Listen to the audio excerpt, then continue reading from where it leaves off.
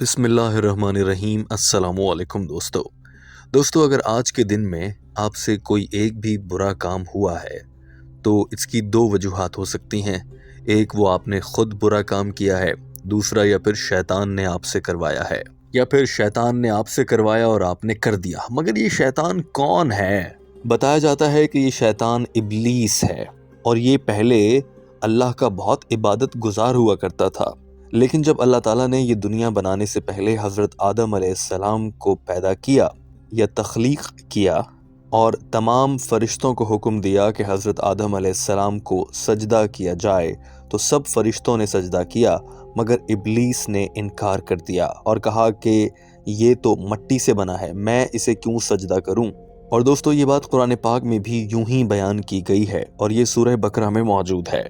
قرآن پاک کی اس آیت کے باعث بہت سے لوگ ایک بہت بڑی غلط فہمی کا شکار ہو جاتے ہیں، اور وہ یہ ہے کہ جو شیطان ابلیس ہے وہ پہلے اللہ کا ایک فرشتہ تھا جنہیں اللہ تعالیٰ نے نور سے پیدا کیا۔ بہت سے مسلمان جو بہت زیادہ علم بھی رکھتے ہیں وہ بھی اکثر ابلیس کو ایک فرشتہ ہی سمجھتے ہیں جو بعد میں شیطان بن گیا۔ سوال یہ پیدا ہوتا ہے کہ ابلیس فرشتہ تھا یا کوئی اور مخلوق؟ ڈاکٹر ذاکر نائک سے ایک اور سوال کیا گیا، مگر ڈاکٹر ذاکر نائک نے جواب دیتے ہوئے اس موضوع پر بھی گفتگو کی۔ ڈاکٹر ذاکر نائک سے ایک غیر مسلم نے ایک اجتماع کے دوران یہ سوال کیا کہ اگر سارے فرشتے اللہ کی ہر بات مانتے ہیں اور ان کے پاس ایسا کوئی اختیار ہی نہیں کہ وہ اللہ کی نافرمانی کر سکیں، تو ذرا بتائیں گے کہ ابلیس جو کہ ایک فرشتہ تھا اس نے کیسے جرأت کر لی کہ وہ اللہ کا حکم نہ مانے، اور نہ ماننے کے بعد پھر وہ شیطان بن گیا؟ You told in one place that angels do not have free will, but somewhere in Quran I read in Al-Bahra I read that Iblis was not willing to bow down to Adam when Allah told. So that is his free will. He took it like that. MashaAllah. Our brother Vivek is very learned. He read the Quran, MashaAllah. Our brother Vivek has read the Quran. And I do agree with him, Surah Baqarah. He's quoting the verse of the Quran from Surah Baqarah, chapter number 2, verse number 38, 39, 40. He says, سوال کرنے والے کا نام ویوک تھا، اور اس نے کہا کہ آپ اکثر کہتے ہیں کہ فرشتوں کے پاس فیصلہ کرنے کی کوئی قوت نہیں ہوتی اور وہ بس وہ کرتے ہیں جو اللہ کہتا ہے، تو جب اللہ نے فرشتوں کو حکم دیا کہ سجدہ کرو تو ابلیس نے انکار کیسے کر لیا؟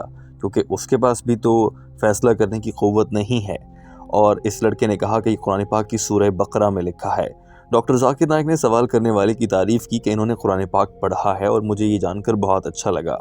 ڈاکٹر ذاکر نائک نے جواب دیتے ہوئے سب سے پہلے کہا کہ جی ہاں، یہ بات بالکل ایسے ہی ہے، اور قرآن پاک کی سورہ بقرہ چیپٹر نمبر 2 آیت نمبر 38، 39 اور 40 میں بیان فرمایا گیا ہے۔ ترجمہ و مفہوم: اور ہم نے فرشتوں کو آدم کے سامنے جھکنے کا حکم دیا، سب جھک گئے سوائے ابلیس کے۔ اور یہ بات صرف سورہ بقرہ میں نہیں بلکہ قرآن پاک میں کم از کم 7 مختلف جگہوں پر آئی ہے۔ سورہ اعراف، سورہ حجر، سورہ کہف، سورہ سجدہ، اور ان تمام صورتوں میں یہی کہا گیا ہے کہ ہم نے فرشتوں کو حکم دیا کہ وہ جھک جائیں، سب فرشتے جھک گئے سوائے ابلیس کے۔ لہٰذا اگر ہم ان آیات کا ترجمہ کریں تو سمجھ میں آتا ہے کہ ابلیس ایک فرشتہ تھا، کیونکہ جملہ یوں ہے کہ ہم نے سب فرشتوں کو حکم دیا کہ وہ جھک جائیں، سب فرشتے جھک گئے سوائے ایک کے۔ تو ظاہر ہے کہ جو ایک نہیں جھکا وہ بھی فرشتہ ہی ہوا، کیونکہ سب میں وہ بھی شامل تھا، اور یہی ایک عام آدمی یا عام انسان بھی سمجھتا ہے۔ جو قرآن پاک کا لفظی ترجمہ کرے گا اس کی عقل میں یہی بات آئے گی۔ مگر ٹھہریے دوستو، اس سے پہلے کہ آپ بھی یقین کر لیں کہ ابلیس ایک فرشتہ تھا، ڈاکٹر ذاکر نائک نے اس بات کو بہت خوبصورتی کے ساتھ سمجھایا، اور یہ بات آپ کے لیے سمجھنا بہت ضروری ہے، اور اس کو سمجھ کر دوسروں تک پہنچانا بھی بہت ہی مفید ہے۔ ذرا ڈاکٹر ذاکر نائک کے یہ الفاظ سنیے، اس کے بعد یہ وضاحت آپ کے سامنے پیش کی جائے گی۔ Vivek has read the Quran. And I do agree with him, Surah Baqarah. He's quoting the verse of the Quran from Surah Baqarah, chapter number 2, verse number 38, 39, 40. He says, we told to the angels bow down, all bow down except Iblis. This is mentioned not only in Surah Baqarah, it is mentioned minimum 7 times in the Quran. In Surah Araf, in Surah chapter number 7, Surah Hijr chapter number 15, Surah Kahf chapter number 16, Surah Sajda chapter number 32. Same thing. We told to the angels bow down, all bow down except Iblis. So now Iblis objected. So from this we come to know that Iblis if we read the translation, we understand Iblis was the angel. We think.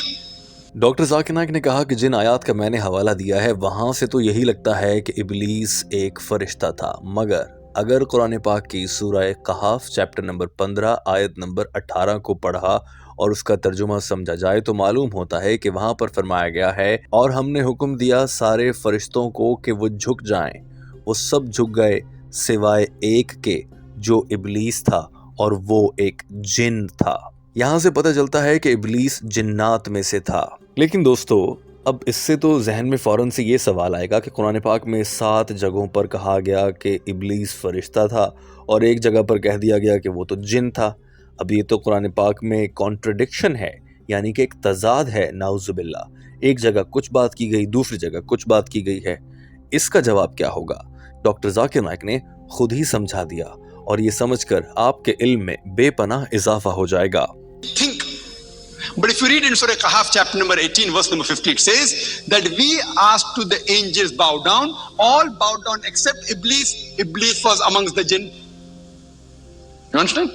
So Iblis was a jinn. So now you tell me, brother Zakir, 7 places it says that all Allah said to the angels bow down, all bow down except Iblis means angel. Now one place in the Quran says he was a jinn. So there's a contradiction. Correct? It's a contradiction because this is the translation. Doctor Zakir Naik نے وضاحت کرتے ہوئے سمجھایا کہ Arabic زبان اور Arabic grammar میں عربی زبان کے اپنے طریقے ہیں، اور ان میں سے عربک گرامر کا ایک حصہ تغلیب کہلاتا ہے۔ تغلیب سے مراد یہ لی جاتی ہے کہ جب لوگوں کے ایک گروہ کی جانب اشارہ کیا جائے تو اس گروہ میں اگر کم تعداد میں کوئی لوگ شامل ہیں جو کہ زیادہ تعداد والے لوگوں سے مختلف ہیں تو ان کم تعداد والوں کو کسی خاطر میں نہیں لایا جائے گا اور ان کا ذکر بھی نہیں کیا جائے گا۔ ڈاکٹر ذاکر نائک نے ایک مثال دیتے ہوئے کہا کہ اگر کہیں پر 100 افراد ہیں، ان میں سے 99 ڈاکٹرز ہیں اور ایک انجینئر ہے۔ اب اگر کہا جائے کہ سارے ڈاکٹرز اٹھ کر کھڑے ہو جائیں تو 100 کے 100 افراد کو ہی کھڑا ہونا پڑے گا، اور یہی تغلیب میں آتا ہے۔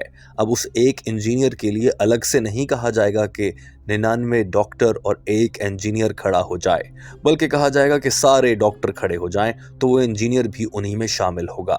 بالکل اسی طرح سے جب کہا گیا کہ سارے فرشتے سجدہ کریں تو ان سارے فرشتوں میں ایک جن ابلیس بھی شامل تھا، لیکن چونکہ عربی زبان میں تغلیب کا لفظ استعمال کیا گیا ہے، یہ تغلیب کا طریقہ استعمال کیا گیا ہے، اور قرآن پاک کی آیات کو یوں بیان کیا گیا ہے کہ تغلیب کے ذریعے ایسے بیان کیا گیا کہ سارے فرشتوں کو سجدہ کرنے کا حکم دیا گیا، مگر ان کے اندر ایک جن بھی شامل تھا، اور یہ عربک تغلیب کی وجہ سے ایسے الفاظ استعمال ہوئے ہیں۔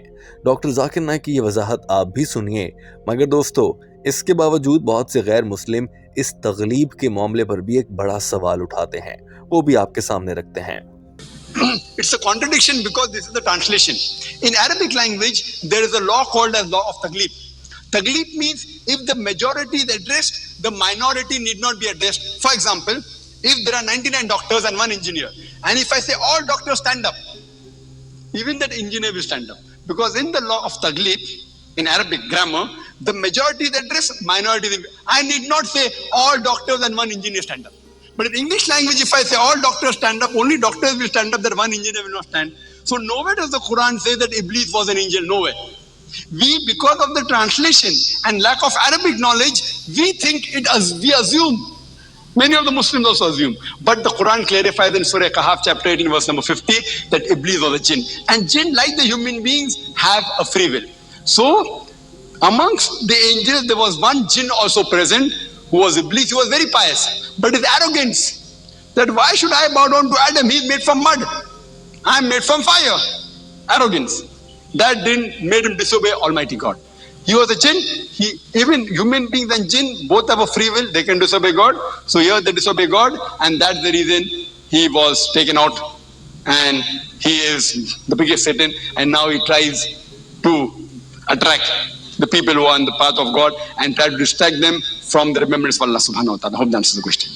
دوستو ڈاکٹر ذاکر نائک کی یہ وضاحت آپ کے سامنے ہے، جس کے ذریعے انہوں نے بتایا کہ عربی زبان میں تغلیب کے قانون کے تحت یہ کہا گیا کہ جب سارے فرشتے، تو ان میں ایک جن بھی شامل تھا، مگر اس کو واضح طور پر اشارہ نہیں کیا جاتا یا اس کو واضح طور پر مخاطب نہیں کیا جاتا، کیونکہ عربی میں تغلیب کا قانون موجود ہے، اور جہاں جہاں جن آیات میں فرشتوں کو سجدہ کرنے کا تذکرہ کیا گیا ہے اور ابلیس کے سجدہ کرنے سے انکار کا ذکر ہے، وہاں پر اگر عربی زبان کو سمجھنے والے سمجھیں تو وہاں پر تغلیب کا قانون استعمال کیا گیا ہے، جس کا سیدھا سا مطلب ہے کہ جب کہا گیا سارے فرشتے، تو وہاں سارے فرشتے جمع یا بشمول ایک جن ابلیس کی جانب اشارہ تھا، اور اسی نے انکار کیا، اور جنوں کے پاس انسانوں کی طرح فیصلہ کرنے کی قوت موجود ہے، ہاں فرشتوں کے پاس نہیں ہے، لہٰذا فرشتے کبھی کوئی گناہ نہیں کر سکتے، جن اور انسان کر سکتے ہیں، اور ابلیس ایک جن تھا جو بڑا متقی اور پرہیزگار تھا، مگر اس نے کہا کہ آدم تو مٹی سے بنا ہے، میں آگ سے بنا ہوں، میں کیوں اس کو سجدہ کروں، اور وہاں سے پھر وہ شیطان بن گیا، اور وہ آج تک اللہ کے نیک بندوں کو گمراہ کرنے کی کوشش کرتا ہے۔ دوستو ٹیم ہم قدم اس ویڈیو کے آخر میں آپ سے یہ سوال پوچھنا چاہتی ہے کہ کیا آپ کو عربی زبان کے اس تغلیب کے قانون سے پہلے سے آشنائی تھی؟ آپ نے پہلے کہیں پر سنا، اور آپ کو اس قانون کے بارے میں جان کر کیسا لگا؟ ضرور کامنٹ میں اپنی رائے کا اظہار کیجیے، اور ہمارے چینل ہم قدم کو سبسکرائب کر لیجیے۔ اللہ حافظ۔